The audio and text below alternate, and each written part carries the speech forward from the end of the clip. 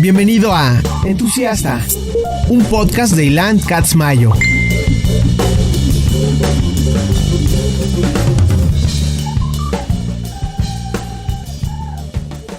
Entusiasta es patrocinado por Skull Candy. Grandes earbuds, grandes audífonos, gran producto, se los recomiendo ampliamente.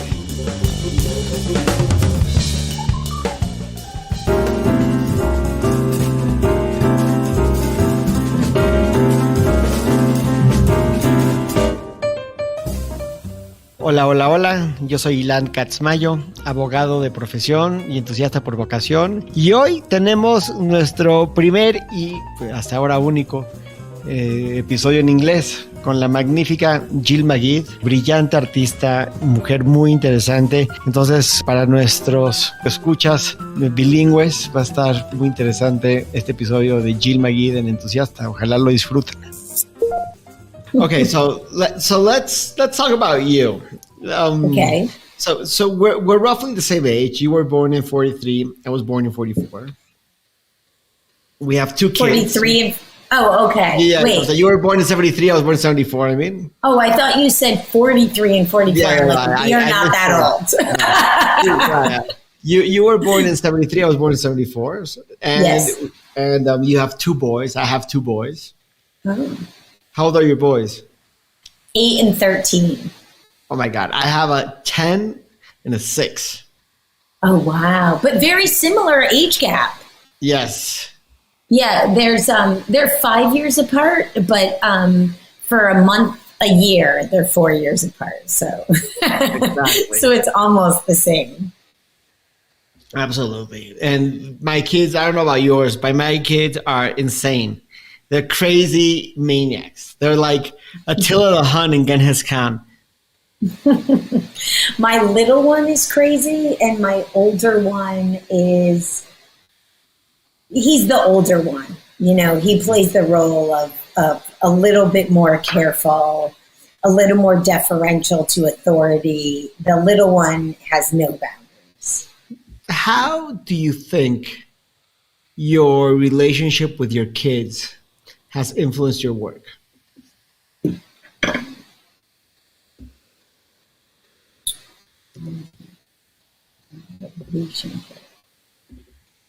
Because that's a very specific question. How is my relationship with my kids? I mean, I think it's just deepened things. It is really amazing to watch children perceive things. And you can't always see it, you know, but it is amazing sometimes when I can see the ball dropping in one of their minds, they're getting it. Where they're getting it.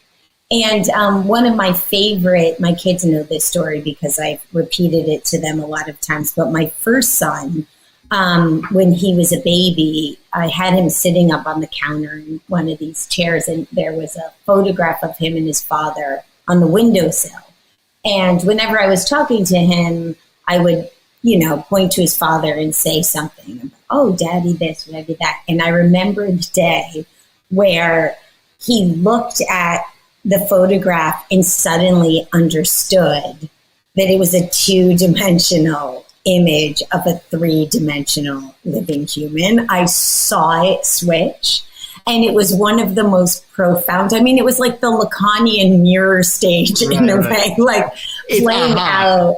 Yeah, it was that aha, and it was so amazing. So I guess I would just say my relationship with them is there's a kind of generosity of wanting them to understand what I'm thinking about or working on, of needing to put it in a language or not even a language that they'll understand, but a form that they might understand. I would say that like just being conscious of how something is being communicated and perceived.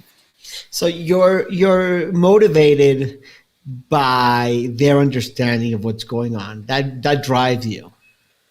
I wouldn't say it drives me. I think in a way, I do separate my work from them. in a lot of ways too. I think it's like a compartmentalizing thing, that the work that I do, at least for me, it takes such concentration and focus that I even do tricks on myself to kind of switch modes between parenting and then going to the studio. Like just before meeting up with you, I got my second coffee, but it was just to like break it, go out, get the coffee, bring it back, and switch mindset. So I wouldn't say that drives me. I would say more that I do find it interesting and relevant that they understand what I'm working on. So talking to them about what I'm thinking and what I'm making does make me think through the work in different ways. But I think what drives me has always been my own curiosity about how does the world work and what is my place in it? How am I an individual citizen in these larger spectrum of power in authoritative organizations? I see that in your work. I totally see that you are an observer of dynamics. If I had to define you as an artist, you're somebody who's questioning and analyzing the point where the individual stands in the larger scheme of things. But I would add that I'm not an observer as much as I choose to then participate. That it's not a witnessing of those dynamics; it's an engagement. Absolutely, yeah. It's very political in a sense. In that way, yeah, I would say, 100%. I think it's political in that it's engaging systems that I'm not really invited into. I mean, you're sort of in it no matter what, because you live in the world and these systems are a part of your social fabric. So you're always engaging in every system I've worked with. You're in some way engaging. But you can care or not. You can care or not, or you can think that you have no role to play, or it doesn't really affect you, or all these things. But I don't think that. I mean, I'm also not naive enough to think as an artist, I'm going to turn a system upside down and change all the laws around it. I'm like raising the questions of how they're organized, why we accept them as locked into place and immovable. And I think that sheds light on fragility in systems and also human vulnerability, but also individual potential to participate. Okay. Your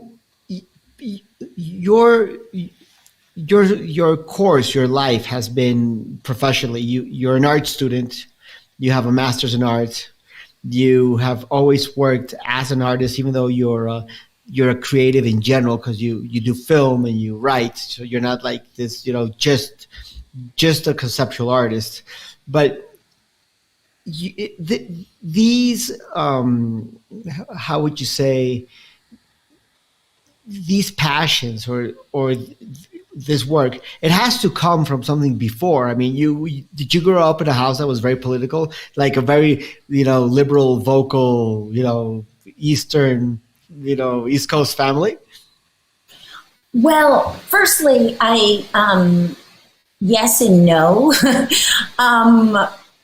I didn't get a master's of art. I got a master's of science in visual studies. Yeah, but to be fair, it was a program at MIT. It was really amazing. It was all run by artists. So it was Joan Jonas was a professor of mine, Krzysztof Rudycko, Dennis Adams, Muntadas is there, but he came after me. And it was like MIT, you have way more professors than students. So there were like 7 professors and there were only 3 of us in my year.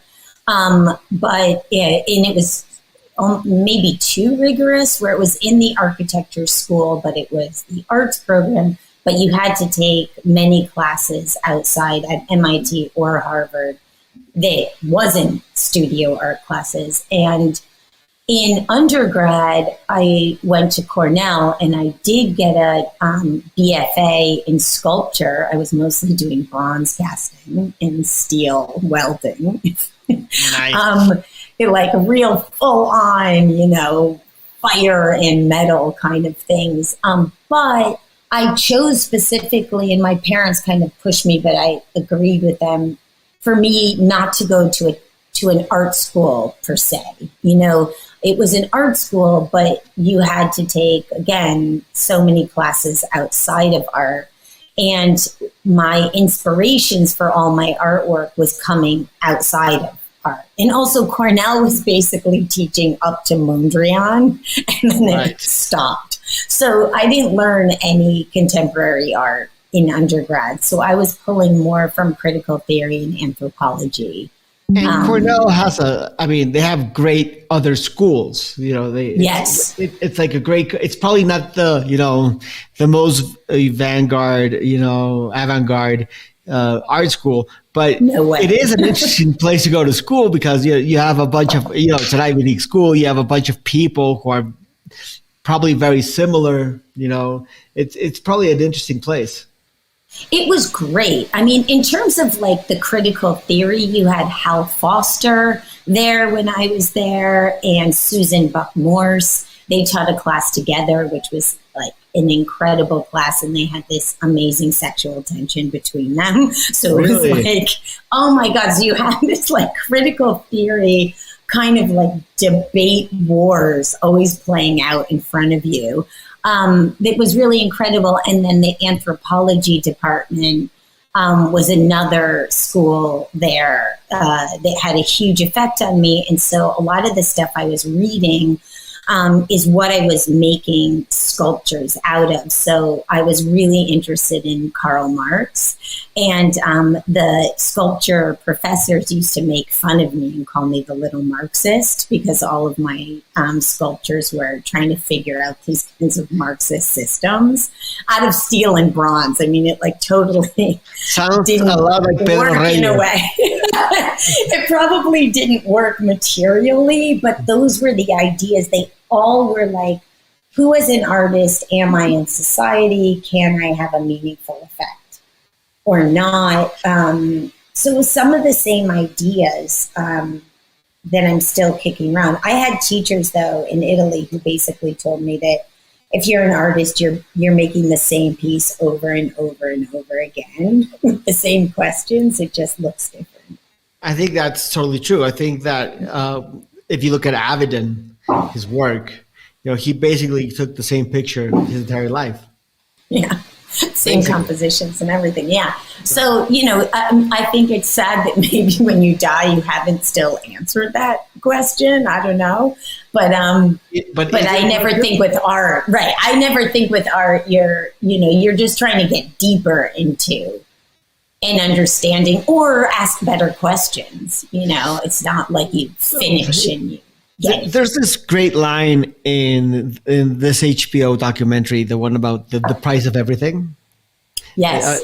There's this great line where this art critic says something like, if you own the gimmick, you'll be great. If the gimmick owns you, you're lost. Right? So, I mean, everybody has... I don't want to be, I don't want to break it down to like a super simplistic term, but everybody has a gimmick or their thing. They have their own, whatever. And, like even Picasso or Warhol or the greats, they have this thing that makes them them, right? That's totally identifiable. And even with great artists who are probably not as popular in outside of the art world, like Richard Serra, or Richard Prince, that you look at their work and you can recognize that they really own their craft, but they're working on the same thing over and over and over and over. I mean, even if you look at like Prince's work, you think that one day he did the Nurses, which I don't like at all, but then he does this other stuff. It's still trying to be irreverent. It's still trying to be menacing in a way. So I respect that people stick to their guns and they have this central theme, and it's not, all over the place, that they're doing this one thing, and they're just, sharpening their knives their entire career, trying to make it better and better and better. And sometimes they do, and sometimes they don't.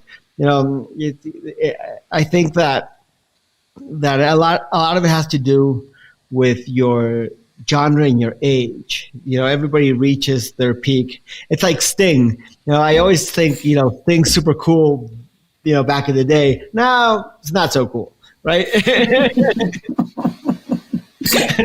you wonder, right? I mean, okay. So tell me about Mexico. Were you just in love with Mexico and came to Barragan, or were you in love with Barragan and then sort of like became this Mexican, what happened? Yeah, well, what happened is I was invited to participate in a group show at the T2E39. Right. And it was an excellent show. I'm forgetting the title now, which is embarrassing, but it was about secret agencies. So I was in that. You did the Dutch thing.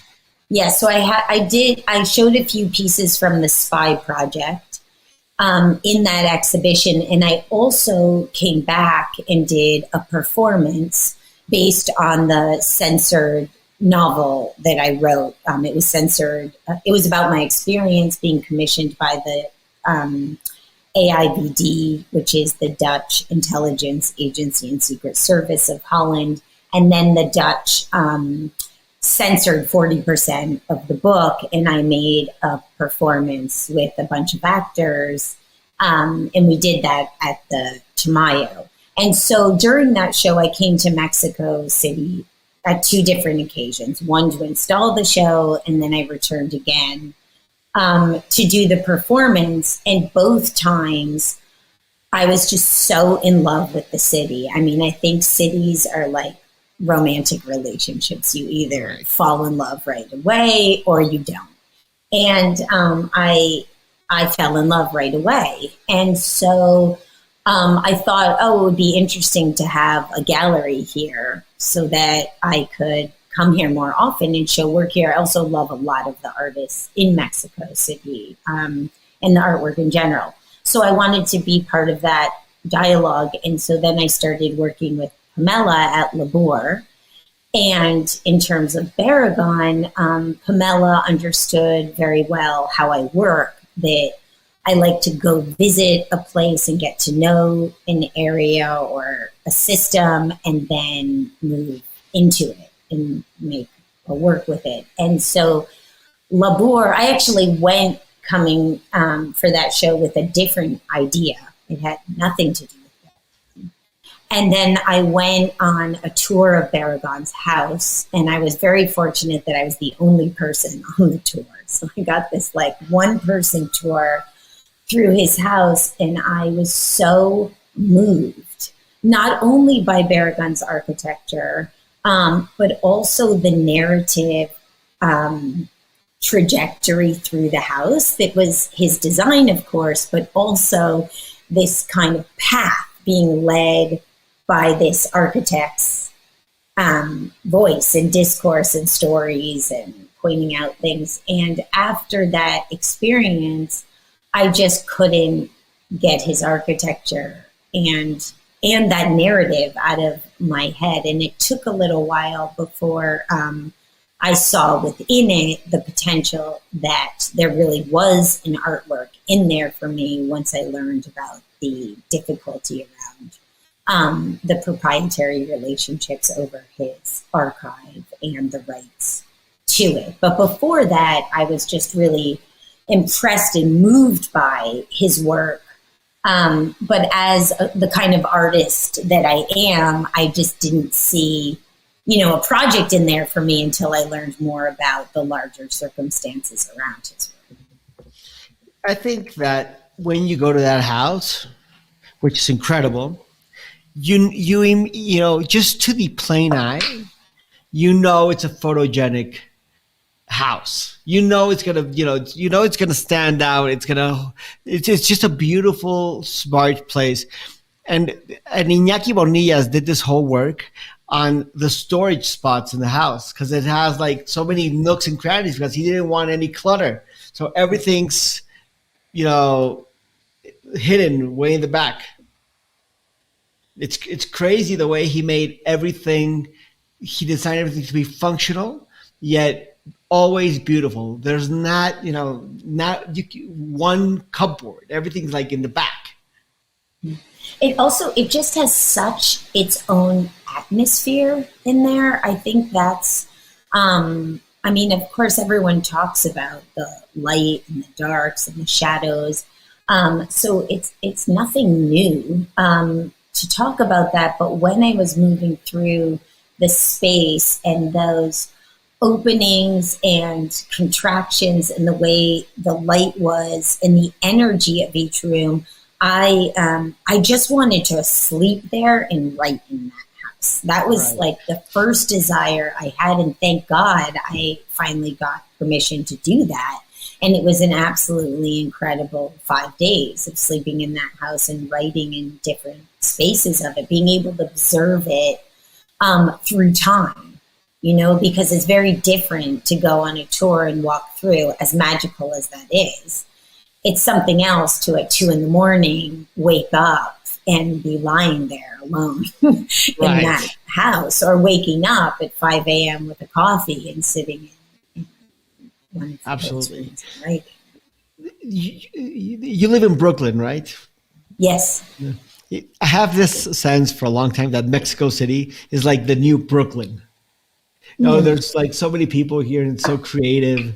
And, you walk down the streets of Roma and Condesa and everybody's like from someplace else. And it's, it's like suddenly everybody moves to Mexico City and everybody lives in the same 5 blocks. No. I think that's a compliment to Brooklyn. But yeah, Brooklyn is pretty cool. It's pretty cool. I would say the area in Brooklyn I used to live, Greenpoint, I see that more. I think the energy, the creative energy and the food over there, has that kind of feeling. I just love the architecture so much in Mexico City, not just the Paragon. Like the whole urban landscape is so beautiful. I always say this to my American friends. It's hard to define, but in Mexico City, everything is crisper. It's like a world with no drywall. Like in the States, everything is drywall. No matter where you go, everything's drywall, and it looks like drywall. Here, everywhere you go, everything has like this really well-made, like stand the test of time quality. Like even like the service, like a guy who's going to serve you, he's going to bring. Everything is just done in a better, more dedicated way. It makes a lot of sense the way everything is delivered to you in Mexico, visually and physically. The food, the laughs. It's the only place in the world I know that people, have lunch at 3 and get up at 10. Right? So it's that crazy. Is not Brooklyn. That's not New York. No, that's not New York. And also because one of the main differences is that in Mexico, people don't have to run errands or don't run their own errands. It's like you don't do your laundry. You don't have to make the bed. You don't have, because we have a lot of domestic help in Mexico, socially. So you get home and you're not cooking for an hour. And you're not everyone has that though. No, right? In Mexico, maids have maids. Oh, okay. Because let's say you have your maid that comes to your house, right? And then they have a home, so they have a maid at home. Like everybody has some sort of help around their lives that makes it work. We are a society which is based on somebody helping you out at home, getting your stuff done. Wow. right? And Yeah. even so, like you have a lot of working mothers. Well, working mothers, they of course they have people at home that help them out. Like everybody has this system where we have homeless people, but it's not like in the States where homelessness is this huge issue where you see them on every street. It's hard for somebody to fall through the cracks in Mexico. Like even in very, very poor societies, people will be held together by their own communities because we have a real sense of community. Whereas in the United States, everywhere you go, somebody's from someplace else. But there are communities, strong communities within the city too. I mean, you have. It's even something I was thinking about in the work that's at Labor now about bodegas, thinking about how the local community uses. I mean, it's a different thing than what you're saying. But I wouldn't say there aren't, strong senses of community. I totally get that. And also because in a city like New York, it's the sense of community pride of people working for their community. It's really strong the way it's so political, and people, they really fight for their 3 or 4 blocks of their borough, and you can see them really struggling out. But it's a sense of how the community is going to take care of you, how government is involved in you. Yes.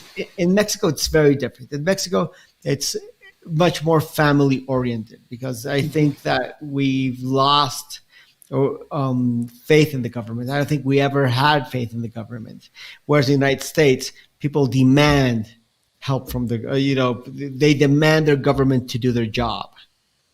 I think we're in a really dark place right now, though, in the United States, and have been for a while with the extreme polarization between the right and the left, and a strong mistrust of the government. It's really fraught times right now. I just heard on the news, I think there were 10 mass shootings in the last week or something. I mean, that's insane. The last month. It's just, I think it's even because a mass shooting in the United States is considered 4 or more deaths. So it's not an easy time right now. So trust in the government, I would say, is at a low. And we really feel that strongly, I would say, on a daily basis. Well, at least I do. Absolutely. I think that one of the crazy things about the United States right now is that people on the left and on the right, everybody's outraged. I mean, everybody feels a sense of anger about what's going on. The culture wars are at their peak, right? And it's not just, everything's a double standard, and it's not just guns and abortion. It's everything. It's a notion that people are losing their country. The left, both the left and the right, everybody thinks that that their country's turning into something that they don't recognize. And that's the real powder keg. The powder keg is this extreme discomfort with the country you live in. And also, I would say what's really challenging is we live in a democracy, and at least on paper. Yes. And, you want to have the belief that everyone's opinion matters and everyone's opinion is valuable. But then once you had Trump in power, it was just, I found it even hard, to talk to someone who I knew supported him in being able to listen and hear what they were saying without getting really angry and defensive. And it's how it feels nearly impossible. How do you have that dialogue when so many very serious positions, it's hard to be respect. It's hard to maintain respect when some of the positions another person is holding is so deeply against what you believe is ethically okay. And I'm sure it's felt on the other side too. So it's the big question is, how do you get out of that? How do you open That's discourse? a simple answer. That's a simple answer, but it's an impossible solution, because I think that the main problem is that people, arguments make people go to a worse place, because everybody thinks that winning the argument is about having a better point. Mm-hmm. And winning the argument is not necessarily about having a better point. I mean, winning the argument is not about being necessarily right. Winning the argument is about bridging gaps. And so everybody starts committing to their position instead of committing to a solution. That's the problem with America. The problem with America is that everybody's entrenched in their position, and it gets worse and worse and worse. Yeah, and I think even when I think of my work, an approach separate from if I'm thinking politically about my life, in these solutions, if I'm entering a foreign system, it's very easy to go in and just simply criticize something. But if you go in and you're like, I'm going to try to understand what's happening here. I'm going to try to understand what's the mission of this system. What is it trying to solve or accomplish? Who is it benefiting? Who is it not benefiting? What's the language being used here? What are the metaphors inside that system? Because that tells you so much about the whole perception of things, if you know how the metaphors or even humor is being used. And that's always a very interesting element, is even if we take the spy project, for example, going in and trying to understand their position, what they're trying to do, what the mission is and what the goal is. You can also better understand all the decisions that are being made. You can still be critical of those, but it's a different kind of position, because you first had to understand where they're coming from, what they're processing and consuming, what their opinions are. And I just think that creates a richer space for dialogue. So it's how to get there, where you can first try to understand where the other is. Talking about the spy project, that's counterintuitive project, because it doesn't seem like a secretive agency would be the place where art would be a factor. And the only reason that was the case was because there was this law in the Netherlands that forced all government projects to have some funds for the arts, right? Yes. So were they hostile? Were they nice? What was up with those guys? Well, it was, it's a giant organization, but basically, I don't know if they have this in Mexico, but they do have it in the United States. It's in the US, it's called 1% for art. And it simply means that if there's any project being built with taxpayer money, so an intelligence agency is funded by taxpayer money, that if they're building a project that uses taxpayer money, 1% of the total cost of that project has to go to commissioning artwork for that site. So the AIVD in 2005 or 6, when I first got the commission, they had outgrown their headquarters. That was after Theo Van Gogh was killed and London bombings happened. There was just more terrorist activity. The AIVD doubled in size. They couldn't fit in their building, and they had to make a new building. And therefore, they had to commission 1% of the building for art. And Monica Sasanowska and I both got those commissions. So I think, the feeling I got once I got the commission was they just wanted to get an artwork. They just wanted something nice for their building and to move on. And the way it works in Holland is there's this intermediary curatorial team that's not in the AIVD nor directly only working with you. It's part of the state. and they match the artist to the institution and kind of mediate that relationship. And so once I got the commission, there was this art committee, or a committee that was formed in the secret service and intelligence building that was in charge of me, right? And so they were open to me making an artwork, but for a year, they kept denying my proposal to be hired as an agent and come to find the secret face of their organization and communicate that through artwork. So it took a year, but then I got it. I got full security clearance to meet with agents in the field and agents who worked at the spy agency to make that artwork. And that process took 3 years. What was that like? Like an existential crisis. It was amazing, but, I was trying to learn more and more deeply understand and create an empathetic, vulnerable situation with an agency that was taught to not be any of those qualities ever. To try to sum it up with in this pocket of time here, it was a learning curve, and that the idea, as I said, was to find the human face of the organization. That was my goal. And originally I proposed to write a book. And when that became challenging, I said, look, I'm going to use all of my notes and make sculptural pieces and prints.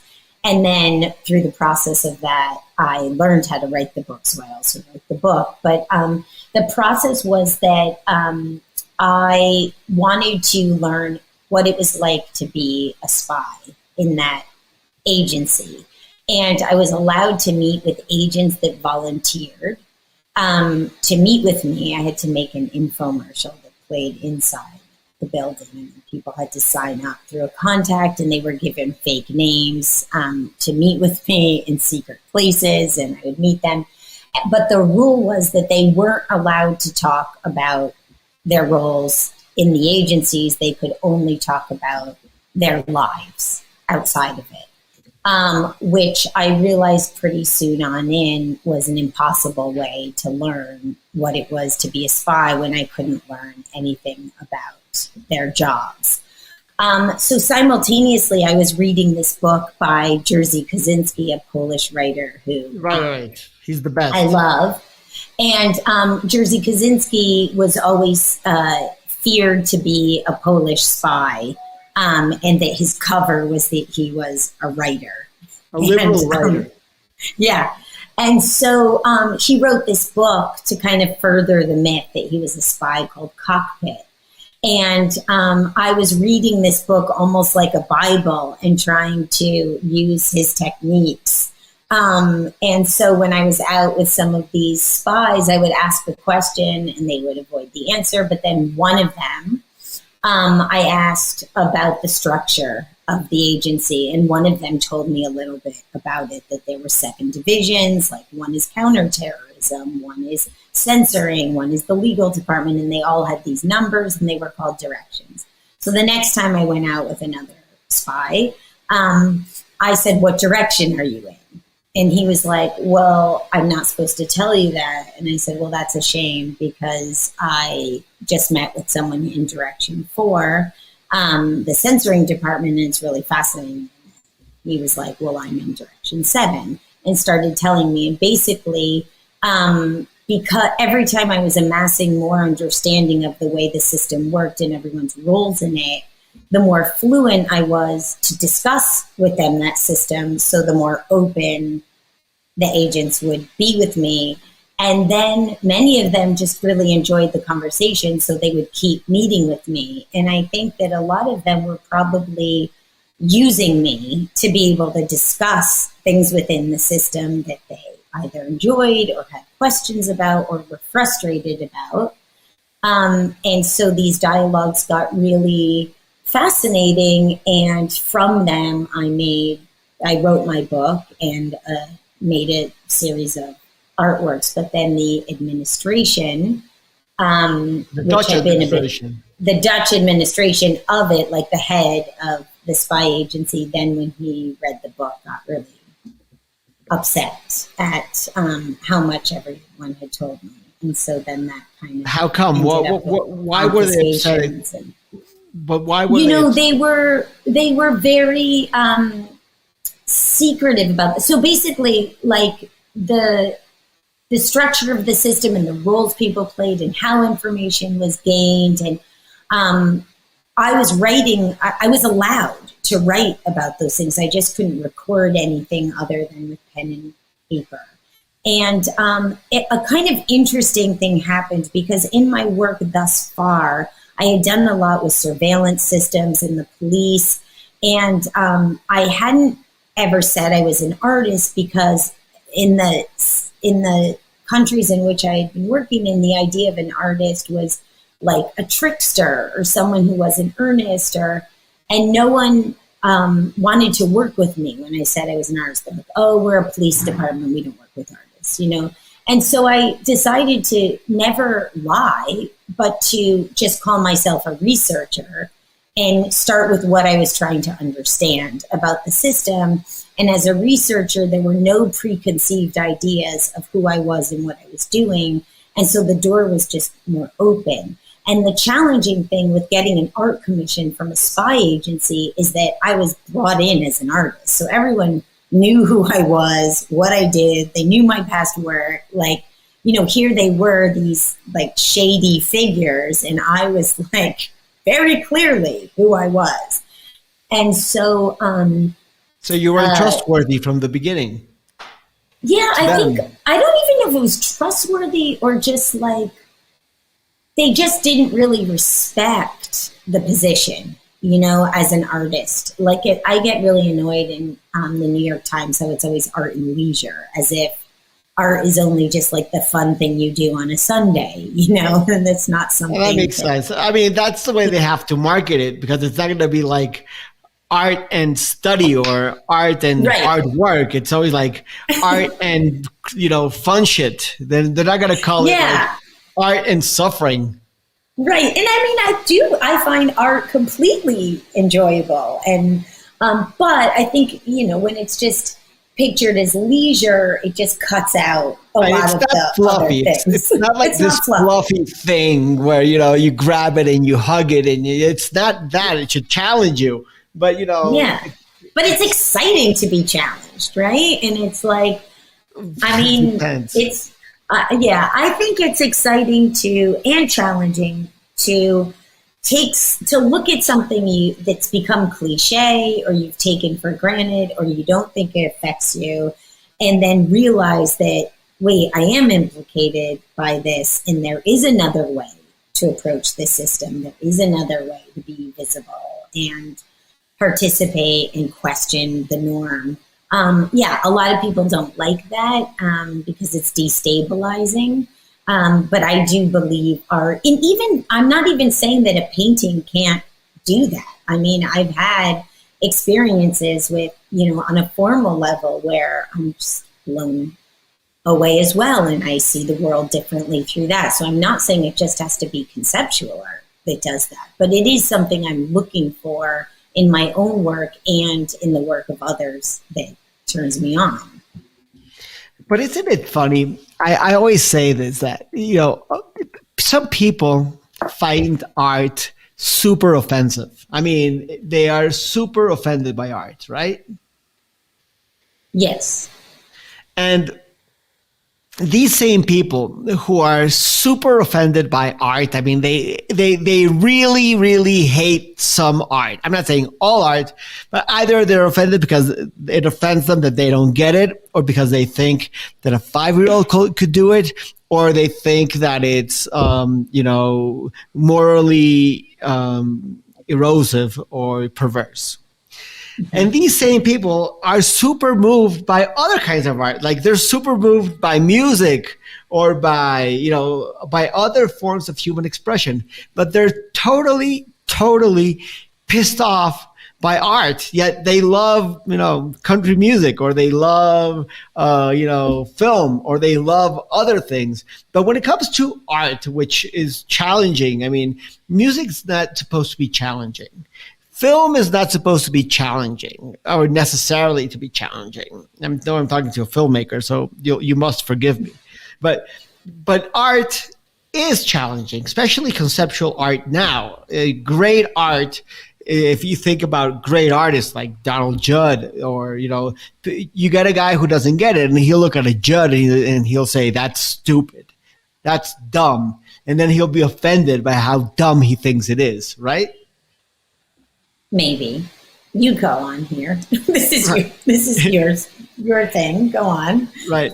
So I always find that it tells you a lot about a culture by how much they can and can't tolerate the arts.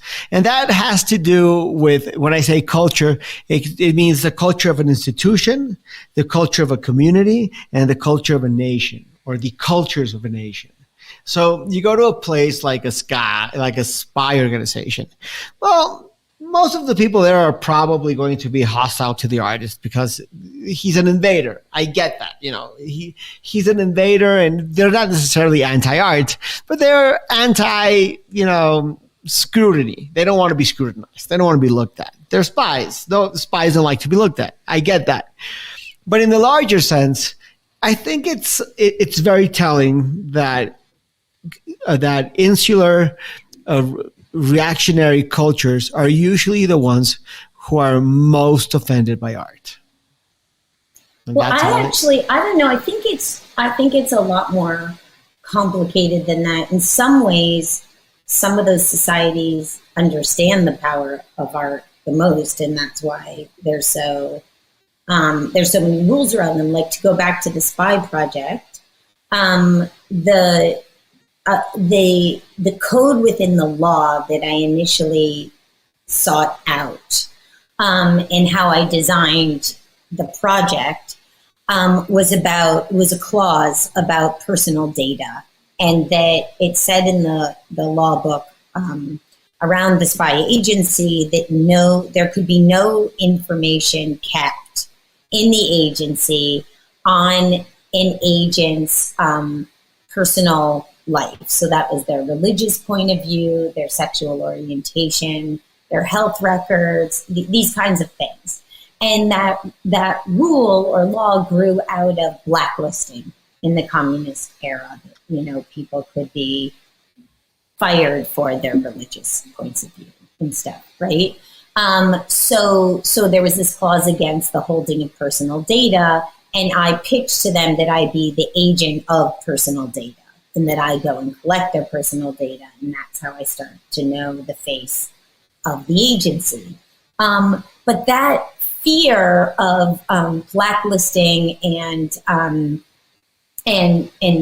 communism ran along a time in which artists or playwrights or musicians, were constantly shut down or jailed because their views were problematic and inspired protest or debate or questioning in the public realm. So you could also say, like, these kind of more totalitarian societies understood the power of art and understood that it could rile a public and make people question. And so therefore the goal was to shut it down. Whereas some other communities and societies where art is seen as just some decoration, that art isn't given any power at all. And what happened with the spy agency in my case is that no one took me seriously. And so then when the head of the agency saw how much information I had gotten in the book that I had written, kind of flew off the handle and was like, we're confiscating your computer and your book. And they took a series of sculptures, they took a series of prints, they took all these things because suddenly I did register. But the other thing is, like, I do think what's interesting in terms of genres that you're saying, because certain political discourse only seems to some organizations, it's only visible or legible when it's written. Okay. So for instance, in the Spy Project, I made a piece, an installation called I Can Burn Your Face. And I had learned from the agents that I was getting dangerous inside that institution because they said, you could burn us. And I was like, what does that mean? I could burn. And they said, you know all of this stuff about us, and if we're agents in the field and you made that public, you burn us by exposing our identities, and then we no longer can be in the field. And they had a lot of this beautiful, very visual language, like burning, you know? And so I made a series of neon pieces where I told you I was only allowed to write about my encounters with the agents with a pen on paper. So I had these notebooks full of meetings, and I would describe the agent. I would do a little doodle of them or something they said. And so for each agent that I met with, there were 18, I designed a neon floor piece with all these words describing them that I had learned would have been the words that would be censored, right? They were descriptive words like Moroccan, if they were Moroccan, and worked at a newspaper in Palestine from this time to this time. So it was all these kinds of descriptive elements that were sort of dangerous descriptors. And I wrote them. I took my own handwriting and made them in neon, this burning red neon, which is clear glass with neon gas running through it. And it looks like it's burning. So I took them literally and made these sculptures, these piles of words. And around the wall of that gallery, I had the same words that were in the pile, the same descriptors, as a letterpress piece. So each spy had a neon pile and the same words as a letterpress piece. The agency only confiscated 8 of those prints, but they left the neon piles on the ground. And what it taught me is that a sculpture, they didn't see it. It was hiding in plain sight. They didn't get it. They didn't see it that it was the same words. And I found that like absolutely fascinating, that unless it was letters on a page, it just didn't register, you know? So these different mediums, in that case, language, a book versus a sculpture, had a different political existence. It just didn't, you know, it was incredible. That's insane. That's crazy. And so from that point on, whenever I show those pieces in a public institution, a public museum, the neons that should have been confiscated along with the letterpress, they're off. I unplug them. They can't be on. To show, because I like making artwork that also remains in dialogue with, you know, the artwork can keep changing. That's like the show at Labor now. There's a piece that changed because it's in the Mexican context. And its legibility, not that it wouldn't be legible to bring the American piece into the Mexican context, but there was an exciting opportunity to make a new work that could speak more about Mexican-American financial and trade relationships. That's a great title for this episode, Hiding in Plain Sight. Because that's exactly what it is. Okay, before we go, we have 5 minutes. Tell me about the Labor show. Yes, so the Labor show is called Tender, and it's a growing body of work that I've shown now as a public artwork in New York City with Creative Time, at the Renaissance Society in Chicago, and recently at the Modern in Dallas, and now at Labor. And it is a piece that questions the relationship between the U.S. economy and human fragility. It arose during COVID, basically. I was asked by Creative Time, which is a large public arts organization, to make a public artwork. And I was very frustrated and saddened by the discourse in the media and with politicians that, the economy is doing fantastically, but 87,000 people died, you know, and then 100,000, and we all know it went. But don't worry, we've got money. Right. So there was this, it wasn't even like they were two different conversations. It was the forcing together as if this were a seesaw, right? The economy goes up, deaths go up or down or whatever. That relationship was very fraught. And I'd already with Barragan, which was kind of the biggest project leading up before, thinking a lot about circulation and access. So in the case of Barragan, I was thinking about the circulation or the non-circulation of images and how the public, is affected when images can't circulate, right, freely. And this was a time when I was thinking about money circulating and also the virus circulating and the relationships between the movement of money and the movement of bodies. And so the first iteration of Tender was a public artwork in New York in which I got 120,000 newly minted 2020 US pennies, the lowest denomination of currency in the US.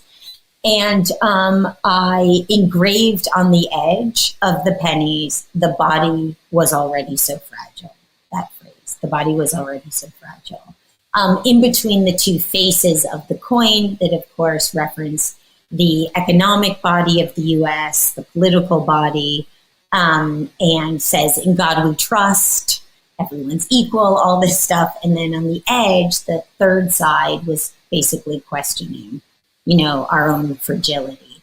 And the reason I chose 120,000 as the number is that equaled $1,200, which is one Trump stimulus check as part of the CARES Act that went out to individuals making under a certain amount of money a year. Of course, didn't go out to any illegal immigrants or non-citizens, but apparently, supposedly went $1,200 to Americans. So I wanted to think about those relationships and also the physicality of money and touch. That currency, cash, you need to touch it and you need to pass it between people.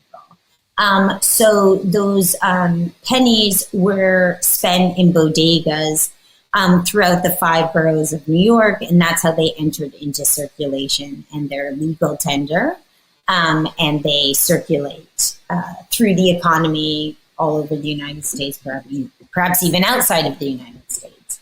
And then the project grew, and you see this at Labor, where the fear, I made a film too called Tender Balance that also compares the movement of money and the movement of bodies and Brinks armored car carriers who carries the cash around and distributes money, and comparing them to the refrigerated trucks in New York especially, but they were everywhere, that there were so many bodies that the morgues couldn't fit them, nor could the hospitals, and these refrigerated trucks became moving and storing bodies. I don't know if you know about them, but they were everywhere in New York, these white trucks. So the film, there's no words, there's the score is really intense, and it's a feeling. It's a kind of meditation on the movement of money and the movement of bodies and the feeling that the movement of these coins in cash also circulated like the virus. So that came out later after the public art project, and really works better, of course, in an institution than it does in a public art space. And there's a number of other works within the Labor show that point to different kind of slownesses of circulating or non-circulating money and their relationships to the body. I think that's deep. That's beautiful. That's a great show. I haven't checked it out, but I will definitely, absolutely check it out very, very, very soon. And it's been a pleasure to talk to you. I have an idea for you, which I think you might love, actually, if you let me make a last suggestion. But I'm a buff about Roman law. I don't lecture generally on Roman law, but I always go to the tests that I am part of the panel that tests students in Roman law. And I think that the idea of citizenship, which is this Roman idea about what it takes to be a citizen, you would find very interesting. About who's a citizen and who's not. Yeah, please send me. I get really into that. I think that someone recently said that about after they saw the Tender Balance film. They said it's really a rumination on what it is to choose to be a citizen, not just like happen to be a citizen, but engaging citizenship. So I like that idea. So send me your favorite discussion. Yeah, I think you'll love that, because this idea about whether a woman can be or not, about if you're a woman, if you're a property or not. I mean, how this has evolved, and we've come so far, and yet we're still so far away. Yeah, I love how property always comes in, and that's part of all the work. Like Barragan, Tender is like, what is property? What is shared? What is self-ownership? Who owns what? Who owns? Because it's about those relationships that really set up equality or not. I mean, that's the whole thing with Barragan too. It's like, what does it mean to not have access, and not, like, when things become property that maybe shouldn't or should be treated differently, like different kinds of property. Yes, but I'll tell you this as I describe myself, but if you ask me politically what I am, I always think of myself more to the left. But in reality, that's my idea of myself. But in reality, I'm a radical centrist. And I always think as a centrist that the notion of property, of value, if nothing had value, we would take care of nothing. Yeah, I'm not anti-value and anti-owning things. I'm just anti-not thinking about what it means to own it and what it means for others to not be able to access that. I think that I also could never be a lawyer, because I think it's very, very hard to apply one law to a given situation. Yeah. I mean, that is so... Part. It's so nuanced. I mean, and the nuance is what's so beautiful. I mean, I just think the discourse around law and how it brings in ethics, morality, philosophy, your political positions. I mean, it's so generative. You find your humanity in there. Absolutely. But what's really hard about being a lawyer? I mean, the really hard part, after your shit and you can really, work your way around it, and you're once you're there, the hard part, the really taxing part, is being pissed all the fucking time. I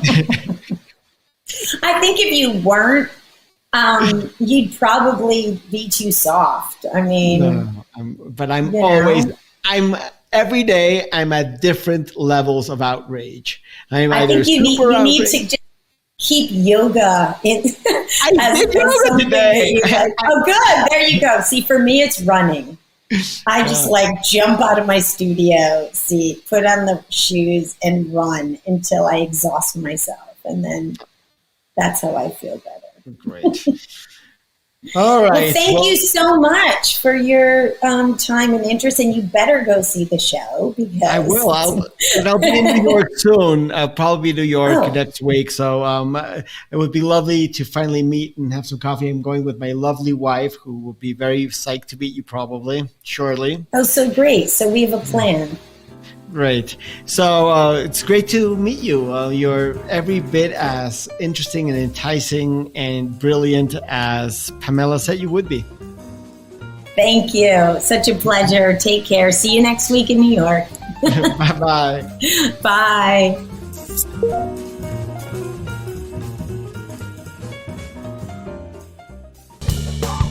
Entusiastas patrocinado por Skullcandy. Grandes earbuds, grandes audífonos, gran producto, se los recomiendo ampliamente.